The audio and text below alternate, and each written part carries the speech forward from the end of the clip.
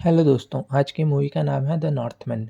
Movie की शुरुआत में हमें युद्ध से लौट रहे राजा ऑरवेंदिल का स्वागत होते हुए दिखाया जाता है, जहां उसकी बीवी रानी गुदरुन उसका स्वागत करती है। कुछ वक्त बाद राजा ऑरवेंदिल का भाई, जिसका नाम फ्योर्निर होता है, वो भी वहां आ जाता है। राजा का एक बेटा होता है जिसका नाम होता है एमलेथ। अगले सीन में हम देखते हैं कि राजा ऑरवेंदिल अपने बेटे के साथ होता है और उस पर कुछ अनजान लोग हमला कर देते हैं। हमला करने वाला कोई और नहीं, राजा का भाई फ्योर्निर होता है। राजा ऑरवेंदिल का बेटा एमलेथ बच के भाग जाता है, लेकिन राजा ऑरवेंदिल को मार दिया जाता है। उसका भाई फ्योर्निर अब उस साम्राज्य का नया राजा बन जाता है।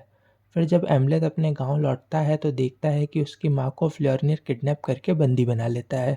हेमलेट खुद की जान बचाकर नाव से समुंदर पार करके कहीं और भाग जाता है, लेकिन उसके अंदर बदले की भावना रह जाती है। अगले सीन में हम देखते हैं कि कुछ सालों बाद हेमलेट बड़ा हो चुका होता है और उसे एक बस्ती पे कई सारे लोगों के साथ हमला करते दिखाया जाता है। रात में उसी बस्ती में हेमलेट को एक आवाज़ सुनाई देती है। जब हेमलेट उस आवाज़ का पीछा करता है और वहाँ जाता है तो उसे एक जादूगरनी मिलती है, जो उसे उसका भविष्य बताती है। वो कहती है कि जहाँ तुम्हारा अंत होगा वहाँ उस राजकुमारी का सफ़र शुरू होगा। ये कहकर वो गायब हो जाती है। अगले दिन एमलेथ को ये पता चलता है कि उसके चाचा फ्योर्निर, जिसने उसके पिता की हत्या की है, वो अब राजा नहीं रहा और कहीं दूर द्वीप पे अपने परिवार और सैनिकों के साथ रहता है। ये सुनकर एमलेथ तुरंत एक जहाज़ पे गुलाम बनकर बैठ जाता है, जो उस द्वीप पे गुलामों को ले जा रहा होता है। उस जहाज़ पे एमलेथ को एक लड़की मिलती है जिसका नाम होता है ओल्गा।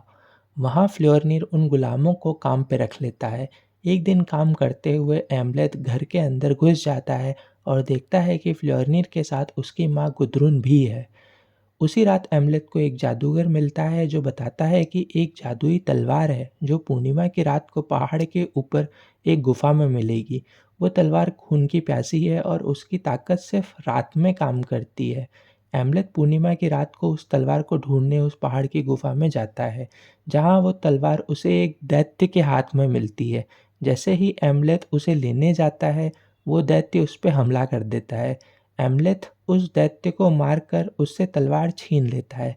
अब एम्लेथ बस इंतज़ार कर रहा होता है सही वक्त का, जब वो अपने पिता औरवंदिल की मौत का बदला अपने चाचा फ्योर्निर को मारकर ले सके। एक दिन रात में मौके का फ़ायदा देख वो फ्योर्निर के बड़े बेटे के दोस्तों को उसी तलवार से मार देता है। इससे पूरे द्वीप पे हलचल मच जाती है कि कोई खून का प्यासा है जो ये सब कर रहा है। कोई न कोई काला जादू है। एम्लेथ अगले दिन अपनी माँ को अपनी सच्चाई बताने उसके कमरे में जाता है, जहाँ उसकी माँ उसे बताती है कि वो उसके पिता राजा ऑरवंदिल को कभी पसंद नहीं करती थी और उसने ही फ्योर्निर से राजा ऑरवंदिल को मारने की सिफारिश की थी और वो फ्योर्निर के साथ खुश है। ये सुनकर एम्लेथ बहुत दुखी होता है और वहाँ से गुस्से में जाकर फ्योर्निर के बड़े बेटे को ही मार देता है। अगले दिन सुबह रानी गुदरुन फ्योर्निर को सब सच्चाई बता देती है कि एम्लेथ जिंदा है और वो अपने पिता राजा अरवंदिल की मौत का बदला लेने आया है। तब फ्योर्निर उस लड़की ओल्गा को मारने की कोशिश करता है ताकि वो एम्लेथ का पता बता दे, लेकिन तभी एम्लेथ वहाँ आ जाता है। वो लोग एम्लेथ को पकड़ लेते हैं और ओल्गा वहाँ से भाग जाती है। फ्योर्निर एम्लेथ को बंदी बना लेता है और एक कमरे में बंद कर देता है, लेकिन उससे कहता है कि वो उसे अभी नहीं मारेगा, बल्कि रात में जो बलिदान होने वाला है उसके बाद वो उसे आके मारेगा। जब वो लोग बलिदान के बाद रात में लौटते हैं तो वहाँ एम्लेथ नहीं होता है। एम्लेथ को ओल्गा बचा लेती है और कहीं दूर पहाड़ों पे ले जाती है। तब वह एम्लेथ को बदले की भावना को छोड़कर ज़िंदगी में आगे बढ़ने के लिए कहती है। अगले सीन में एम्लेथ और ओल्गा दोनों एक नाव में जा रहे होते हैं। एम्लेथ को पता चलता है कि ओल्गा माँ बनने वाली है और उसके पेट में एम्लेथ का होने वाला वंश है। एम्लेथ खुश हो जाता है, लेकिन उसे यह आभास भी होता है कि उसके वंश को ख़त्म करने फ्योर्निर ज़रूर आएगा। इसलिए वो ओल्गा को कहता है कि वो फ्योर्निर को ख़त्म करने के लिए वापस जा रहा है उस द्वीप पे। ओल्गा उसे रोकने की बहुत कोशिश करती है, लेकिन एम्लेथ उसे भरोसा दिलाता है कि वो लौट आएगा और भाग्य से कोई भी इंसान भाग नहीं सकता है। ये कहकर वो नाव से कूद जाता है।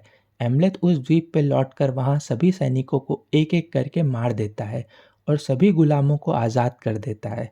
फिर एम्लेथ फ्योर्निर को ढूँढते हुए उसके कमरे में जाता है, जहाँ एम्लेथ की माँ गुदरून उस पे हमला कर देती है और मारी जाती है। तब फ्योर्निर वहाँ आता है और एम्लेथ से कहता है कि वो उसे नर्क के दरवाज़े पे मिलेगा और उसे उसके पिता राजा ऑरवेन्दिल की तरह ही मार देगा। अगले सीन में हमें एम्लेथ नर्क के दरवाज़े पे दिखता है, उसी जादुई तलवार के साथ। फिर हमें एम्लेथ और फ्योर्निर एक दूसरे से लड़ते हुए दिखते हैं।